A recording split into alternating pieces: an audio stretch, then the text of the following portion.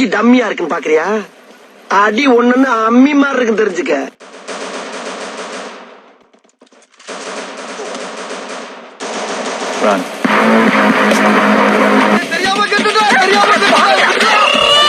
வணக்கம்டா மாப்ள, தேனியில இருந்து.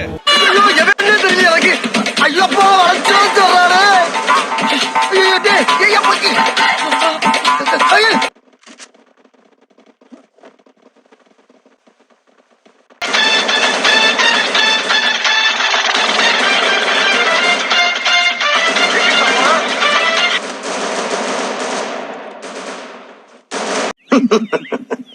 உங்களை எல்லாம் பார்த்தா எனக்கு பாவமா இருக்கு.